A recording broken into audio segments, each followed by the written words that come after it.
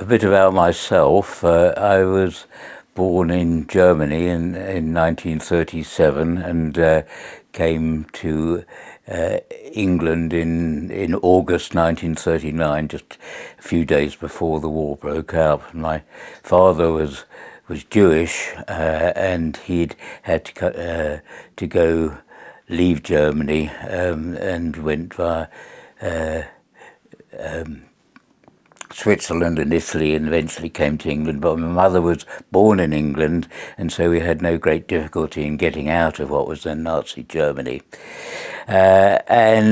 We settled here. My mother was English because her father was a surgeon at the German hospital in London, and I suppose right from the word she conceived of me, she thought I ought to be a doctor, so that path was set. So I went to the London hospital and I got through my medical degrees, then went up to Birmingham and stayed in London for a bit to get my pre-registration duties over. And then there was a question of what I was going to do. And a very good friend of mine had been working at Claybury Hospital, a psychiatric hospital in Essex, and he had said, well, look, I'm working for my membership of the Royal College of Physicians, and it's a very good place if you want to go and study, but I've also quite enjoyed doing psychiatry. And at that time I thought, well, I'm going to go into general practice, and having some knowledge of psychiatry would be a good thing. But it turned out that when I went to Claybury, I found a very different sort of atmosphere in the hospital there to any hospital I'd worked in before, where it was extremely friendly. We were in Christian names terms with the consultants. It was friendly and easy, and Claybury was in the forefront, led by Dennis Martin, who was one of the pioneers of the Therapeutic Community, was in the forefront of making changes in the mental hospitals of the time, and instituting the democratic model of a therapeutic community on a number of the wards, and then a specific unit which I later worked on called Forest House, which was not for people with severe psychotic illnesses, but more people with what would now be called disorders of personality. And that was enormously influential. It was at this point that I made the decision that even if I went into general practice, which I think was still my intention at the time, knowing something about psychiatry would be helpful. And so then I kind of got engulfed in that world, and I thought, well, if I'm going to stay in psychiatry, then I better go to a teaching hospital. So I went up to Birmingham, to the Queen Elizabeth Hospital in Birmingham and the Midland Nerve Hospital, where I worked for a man called Meyer Sim, who had a very different approach to psychiatry that I'd known at Claybury. Was very medically modelled, little time, I think, for the sorts of approaches that we were using at Claybury. But on the other hand, we got on well, and he was supportive of me personally. And at that time, if one wanted to make a career in psychiatry, or indeed in medicine as a whole, it was one of the good things to do was to go to America, and so that we would get you a BTA degree, and then even better than a BTA degree, which would be a BTB, which would be to Boston, and Meyer Sim had worked with and was friendly with a man called Milton Greenblatt, who had been the superintendent of the Boston State Hospital, but was then the mental health commissioner for the whole of Massachusetts, a pioneering man who's still well regarded to this day for all the innovative things that he did in bringing psychiatry into the community. So I went to Boston State Hospital, and for 2.5 years, did some research there. Whilst I was at Boston State, there was a drug dependency unit, but I never went into it once. I was doing general psychiatry. So when then it was time to come back to England, because we didn't really want to, at that stage, make a life in America. So I applied for a range of hospitals, teaching hospitals in England, and one of them was a post in Oxford, and in particular on the Phoenix unit at Littlemore Hospital, which was run by consultant Bertie Mandelbrote, who was very well known in the field for the innovative practices that he'd started. So that seemed ideal, and I applied for the post, and I was fortunate in getting it. And so my then wife, who was a solicitor and couldn't easily practice in the state, we came back to England, and we settled down in Oxford. Happenstantially, this was a very good time to come to Oxford. The innovations which had been started by Bertie Mandelbrote in getting people out of the hospital was making its mark. Also, the way in which he ran his acute unit as a therapeutic community was a good follow-on from my experience in Claybury. Now, I didn't actually work on the Phoenix unit myself, but I was given a post to run a day unit at the Ashurst Clinic, again using very largely group methods akin to therapeutic communities' ways of approaching work. And then I also had other duties, such as being the liaison psychiatrist to the Nuffield professorial unit at the Radcliffe Infirmary, as it was then. At the same time,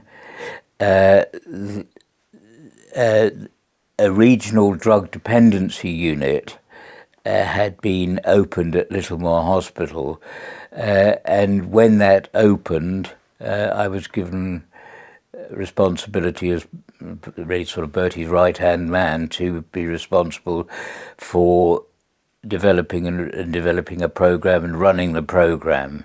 My post, which was at the Ashurst Clinic, then was extended to take responsibility for this new clinic that had just been built as a regional resource, and was named after Dr. Lee, who had been a previous physician superintendent at Littlemore, and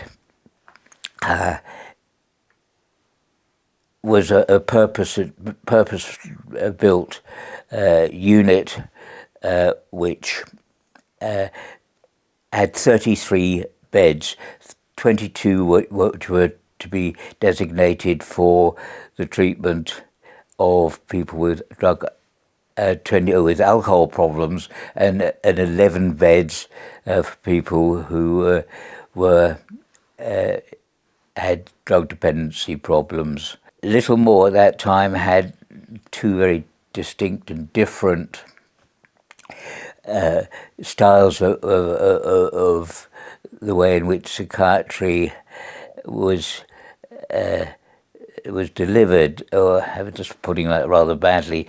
But there was one. The hospital was essentially divided into two. There was the A division, with which I was associated, which was the responsibility of, and under the consultant responsibility of Dr Bertie Mandelbrote, and he was assisted by Ben Pomeran, another pioneer in the field of therapeutic communities, whilst the other part of the hospital, the other half of the hospital, the B division, the consultants there were very much in the traditional medical model of psychiatry. One of the key principles of the Phoenix unit, which was run as using a therapeutic community model as best could be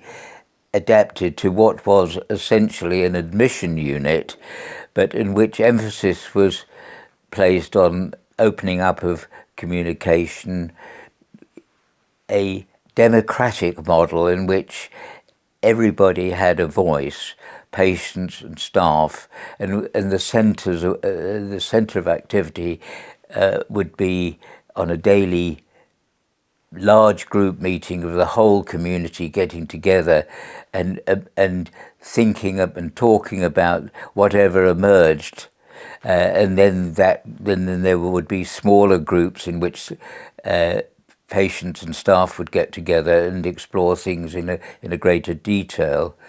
And the larger group meetings was very much more, I think, about the running of the unit and who was to do what, and making plans for the day and so forth. The main point, I think, was to open up communication across all levels between and diminishing the distinction in some respects between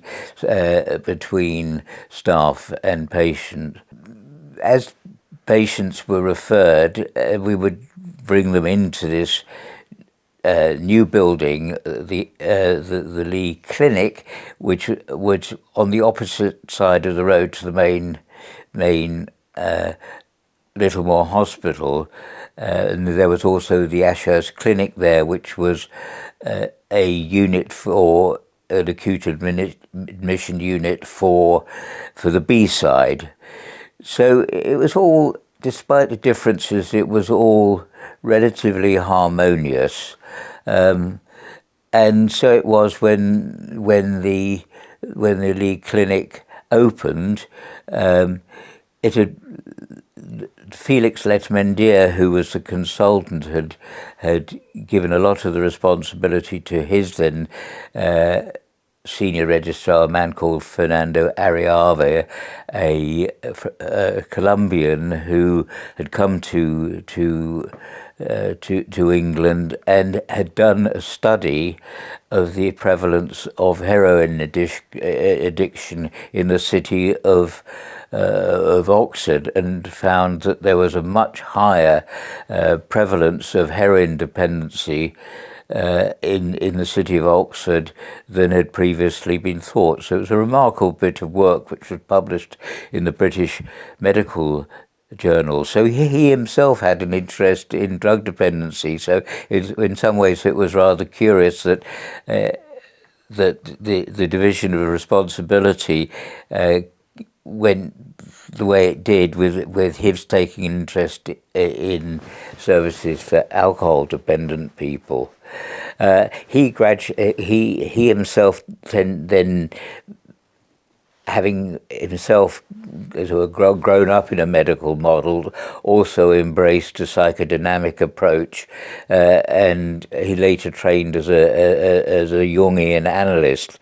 That was some years before he sadly died at a very early age. So there were these two different styles of psychiatry working together in the unit, and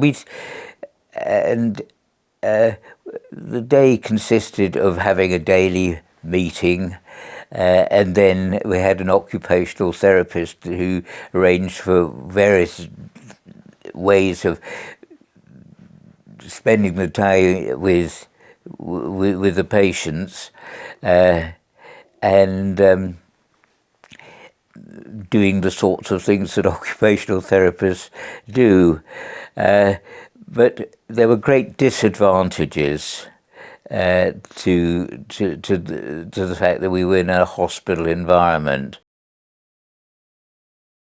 At the time, and we're talking now about 1971, there were two other places in the country that had drug dependency units which were running on a therapeutic community model. One of these was Phoenix House in London, and the other was Alpha House in Portsmouth.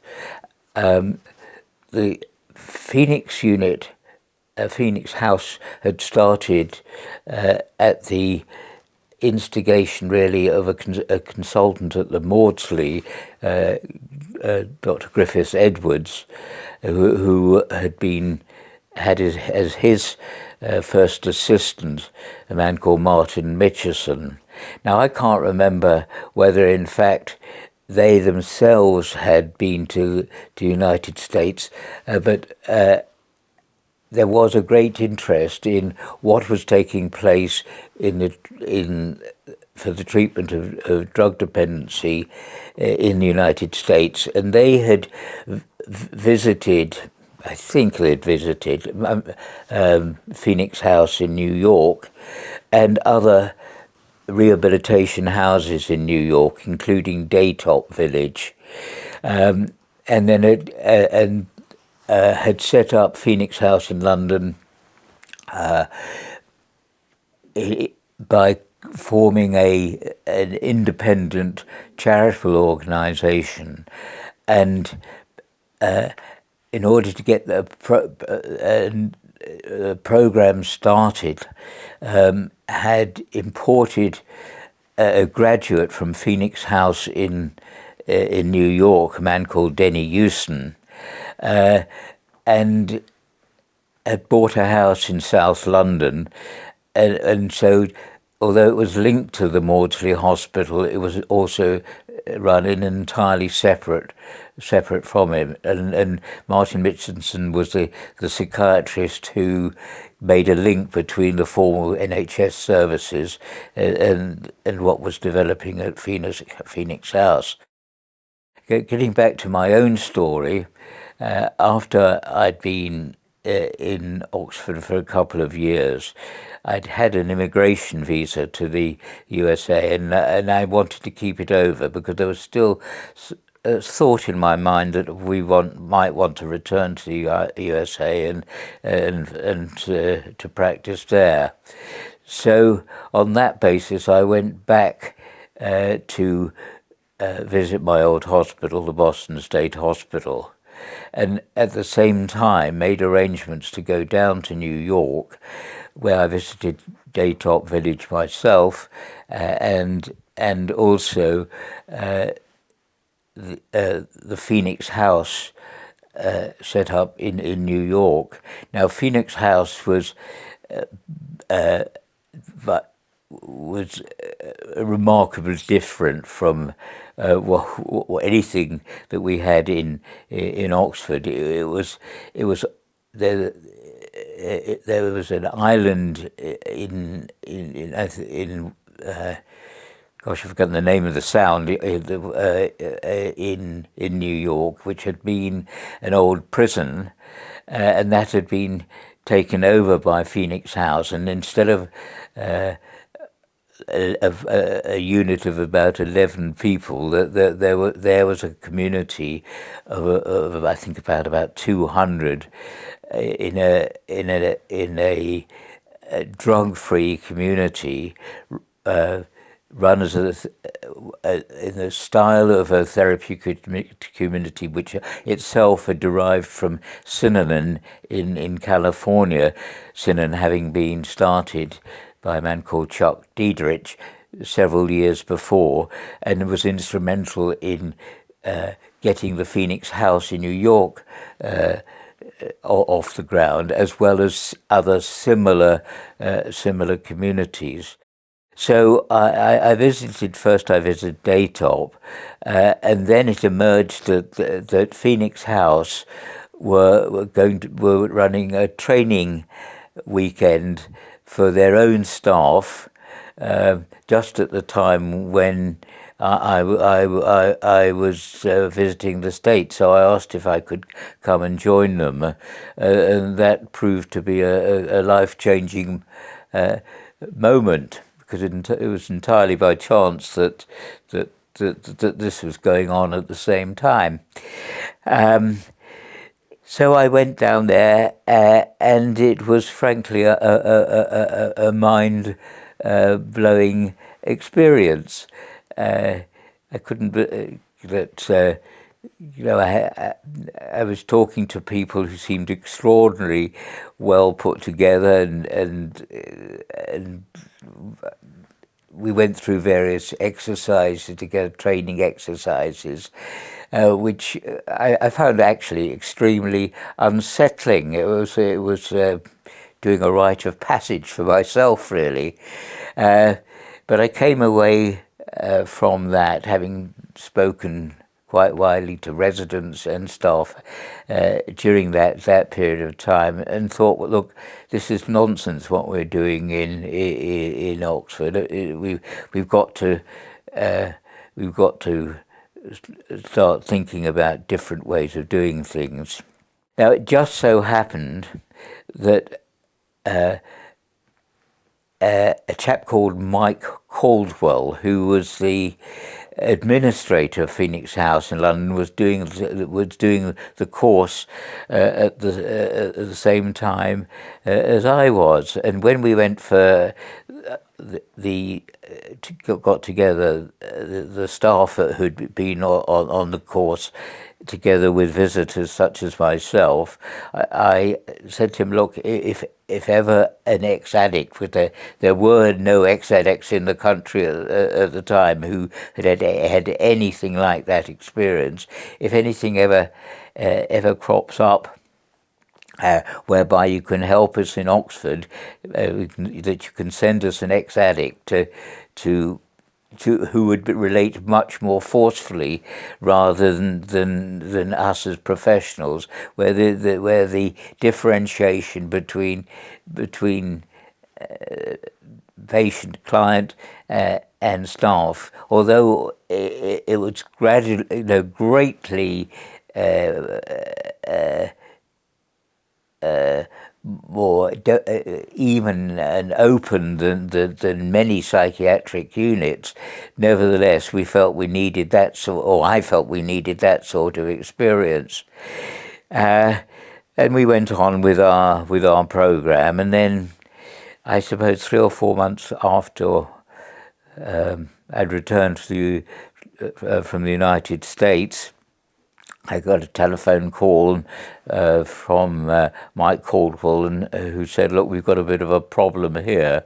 There's this chap, John McCabe, who has rather blotted his copybook, and he's kissed one of the residents, and that's an absolute no-no, and he'll have to go. But in all other ways, he's been very effective. But it's going to be embarrassing for us to have to send him back to the States. He can't just stay here without a link with the Phoenix House. So, can you help?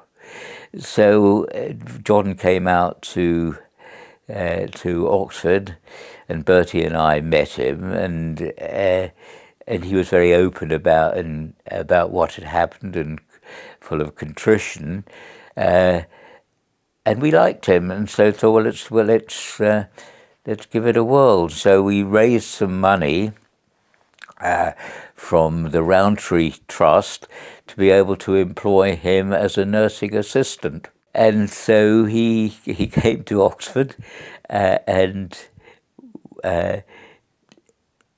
little by little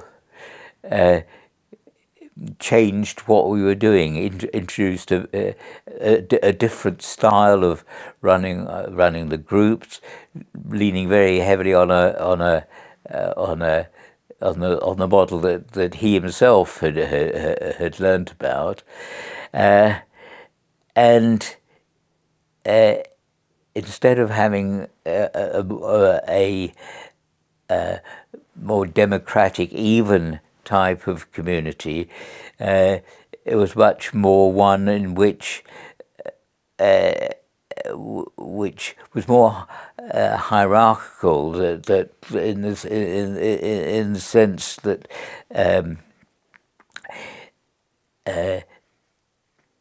it was much more confronting. He'd been brought up on a model of encounter groups, which was very much more vigorous, in which people were confronted very openly and critically about their behaviour. And I suppose what was also very important was that he provided a model for identification. So the unit started to function at a much better level, and this was quite a difficult time for all of us, because we had to confront and deal with this new method of working, bearing in mind that John's official position was only as a nursing assistant. But gradually things changed. Increasingly, we felt that being stuck in a hospital environment, this was over the first year or so, something of that sort, was not a suitable place to institute the sort of changes which were starting to emerge as being important, especially this emphasis on personal responsibility,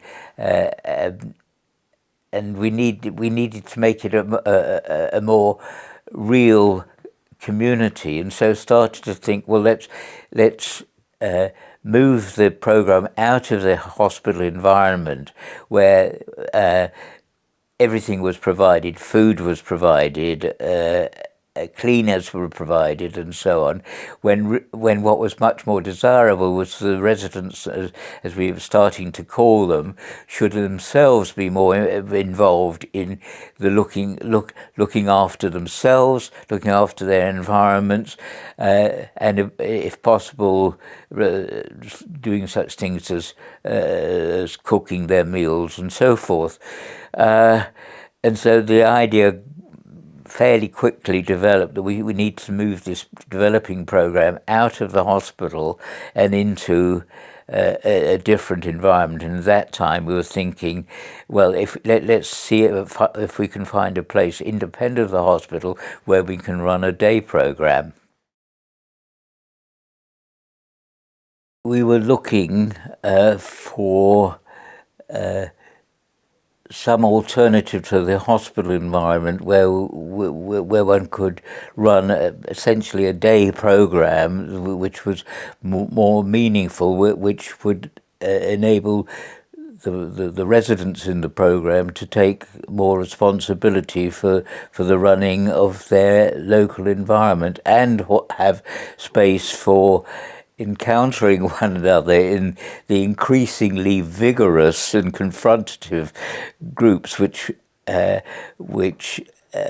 were now starting to emerge, which was only really possible because John was an ex-addict himself. He knew what he was talking about. He'd walked the walk, as came to be a familiar phrase in the running of that community. One day, it happened that I walked into the ISIS Centre, which was a counselling service which has been established in Little Clarendon Street, and which I also was responsible for in terms of the day-to-day running. It was a walk-in counselling service, which was another of Bertram's innovations, and there's a whole story about that, and it's all been written up elsewhere in a journal which came out a couple of years looking about innovations which took place in Oxford at that time.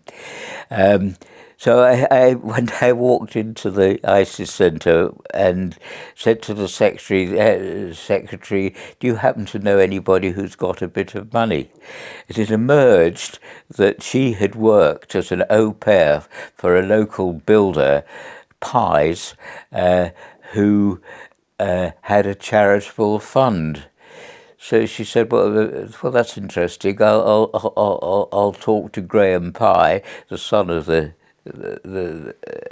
man who'd started the firm," and he said, "Sure, we've got this charitable trust. How much do you think you want?" Just at the same time, the schoolhouse here in Sandford-on-Thames was coming onto the market. It was redundant. It was from the Department of Education, and they'd put it on the market as an auction, and it was thought that the whole of the old schoolhouse and the school would go for £10,000. So that was the sum that I was looking for, and that's what we were looking for. And so the secretary said about this charitable trust, spoke to him and said, "We want £10,000. And then I told Bertie about this, and Bertie met with Graham Pye, and when it came to the auction, we were in a position to bid for it. But it didn't go for £10,000. The bidding was quite fierce, and it went up to £20,000 and was won by the people who still live in that house to this day. But it proved to be a godsend, really, because they would made the link with the Pye trustees, and just 2 or 3 months later, another house came up on the market, up on Cumnor Hill, which seemed absolutely ideal because it was a house where one could not only run a day programme, but also could take residents. That was Hidsfield House up on Cumnor Hill.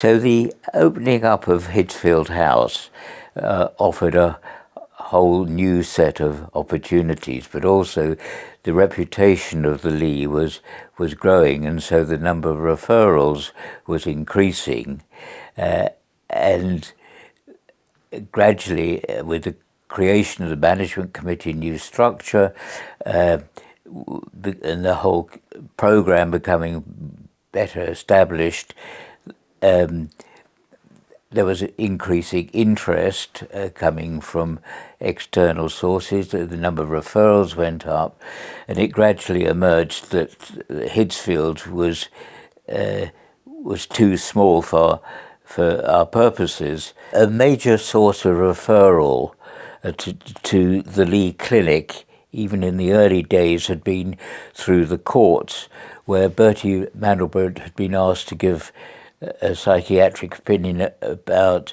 usually to the magistrates' court and sometimes to the Crown Court, on people who'd been convicted on drug charges, and as a consequence, a number had been placed on probation with a condition of residence.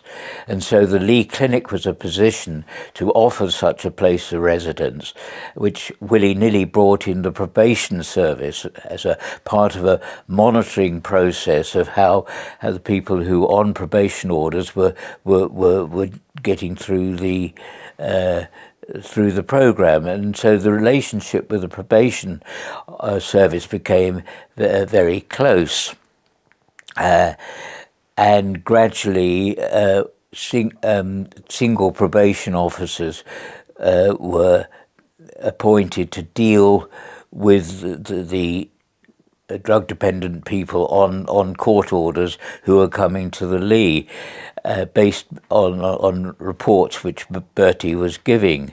That willy-nilly brought in the chief probation officer, and who was very much part of helping us develop a new structure, which would run side by side with.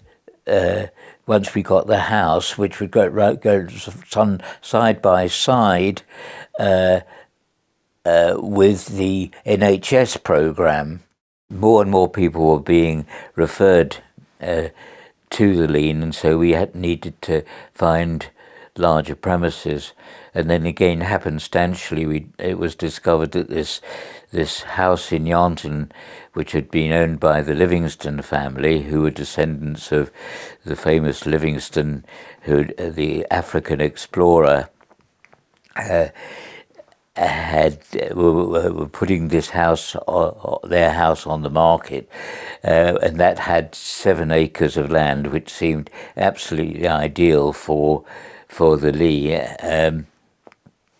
to move into, and we were able to secure that by only needing to find another £5,000 to meet the cost of the new property, because the value of the Ley had risen proportionally with the general rise in property prices. So that was the big departure, and the Ley then started on a program of gradual expansion. I can't remember which came first, about whether we'd formed a committee, but I think it must have been the case that under Ken's guidance, I think, because of his experience elsewhere, he was helpful in forming an independent management committee and helping us through to getting charitable status, and the creation of an appropriate management committee, which really reflected on the fact that Bertie was a keen Rotarian and had made a number of friendships of very appropriate people to come onto the management committee. And those consisted of an architect and a lawyer, and the treasurer was also a Rotary member, was A.G. Palmer, who was also the treasurer of the League of Friends of Littlemore Hospital and the park. And so there was the making of a small management committee, and in addition, because of conversations with the local authority as well, with Harry Turner, who was the Deputy Director of Social Services. So they were the key members of a management committee, of which I became the chairman, and I think I've said it was there for a very long time afterwards.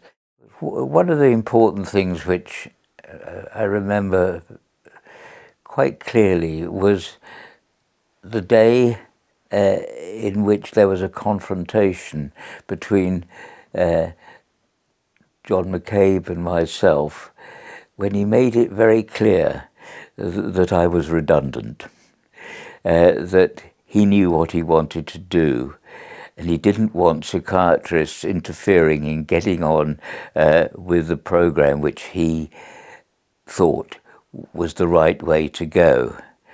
And that, for a short period of time, was quite disabling. It was also a very useful learning experience. And so I had to learn a different way of being. and which was to be there to support what was going on, but not be a key therapist, as it were. And that developed into a good working relationship, which lasted for as long as John was at the Ley, and got the program really well established. The time came for him when he decided he wanted to leave, and there was the opportunity to go as a mature student to Oxford University, which he took, and his role was taken over by Brian Donnellan, who had been a graduate of the program himself, and the rules were at that time that people who had gone through the program and come out the other side could, after a period of time, apply to come back, and Brian had done that. Reflecting on it, I think the most important thing was it provided a setting in which people had the opportunity to look at themselves in a whole variety of different ways, and to do it in a setting where they were talking to people who shared many of their own personal experiences, often horrendous experiences,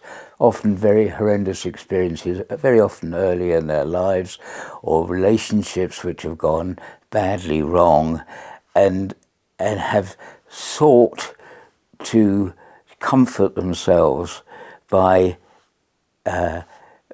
retreating into a make-believe world, which is comforting itself, but they do it through the process of using drugs of various sorts, and I include alcohol in that.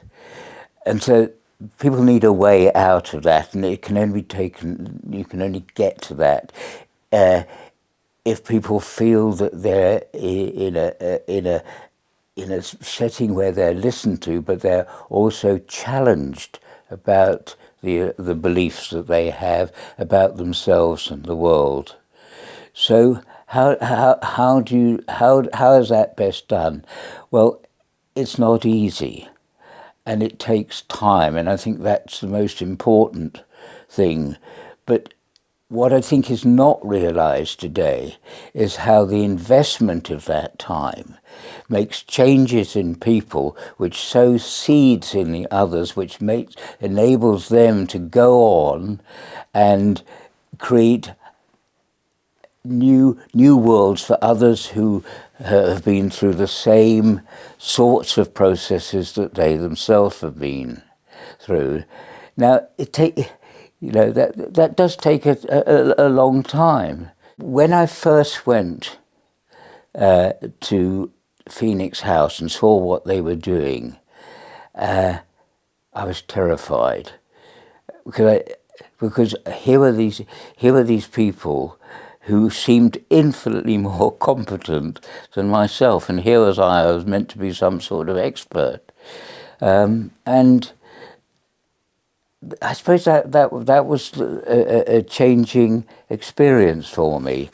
Eventually it led me to go into psychoanalysis myself, for which I'm very grateful, and I was in analysis for 8 years.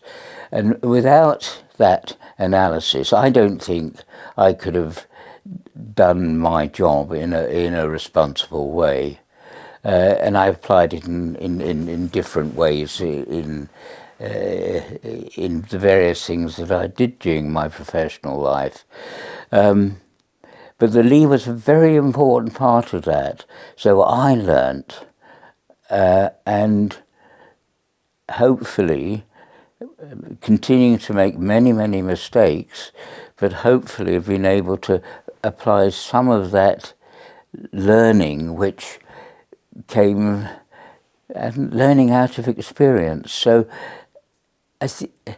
that's the pathway that services must go. You must be able to provide enough time and for people who are really damaged and who will either go on to go into other forms of self-destructive behaviour or destructive behaviour to others, then there need to be enough time set aside to do real work. And the advantage of a community like the Ley is it is very confrontative. It doesn't let people get away with things. It forces you to look at yourself. And of course that is resisted. And that needs to be understood. But what needs to be understood even more is how going through this process, as you yourself, Darren, know, that going through that process enables you to seed new growth in other people. I mean, you've done that together with Phil Skillen in getting your program, in getting SMART organised. It needed somebody like Mike Howard to act as a sort of catalyst to enable that to happen. It needed people like Paul Toon, who saw in Phil Skillen, saw that he had something to give.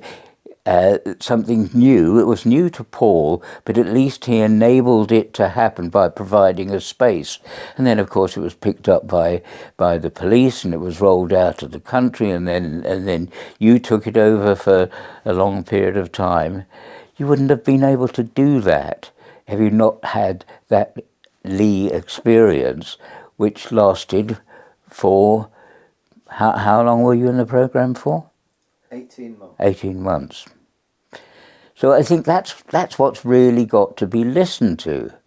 There are no quick fixes. It doesn't need to go through a medical, nice-like process of does it work, does it not work, what's value for money.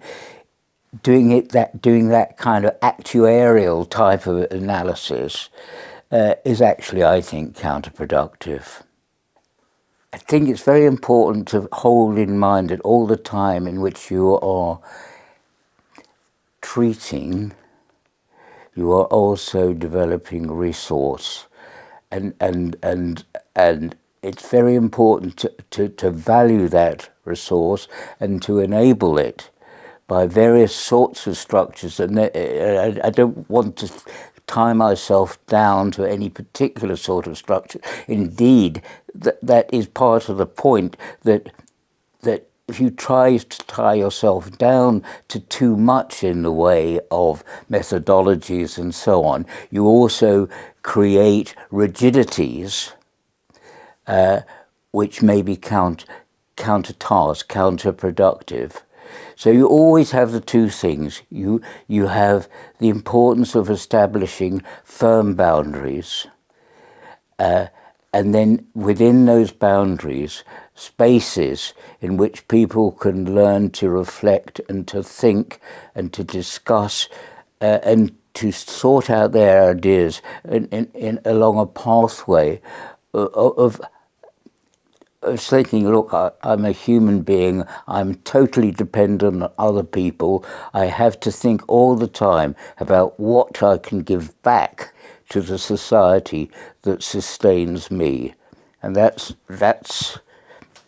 the important thing in my life, just to try to go down that pathway, and often failing, and often probably to the eyes of others, going in exactly the opposite direction when I start to become very didactic and so forth. But nevertheless, that's the intention. I think if people go through the Ley and can really take in the essence of what it's about, then it's something about turning their lives into something which they want to be meaningful, and therefore they need to apply themselves in helping others, because that's one of the best pathways into finding meaning in one's life. And one knows then that it's a cooperative effort, but also nobody can take that away from you. You know that you've done the work and can take a quiet satisfaction in that. But it's utterly dependent on others and a collection of others. Each person in those others putting something into the whole. So what's important to me is people living meaningful lives in which they can take this reasonable level of satisfaction despite all the mistakes which they make on the way, which I've made plenty of.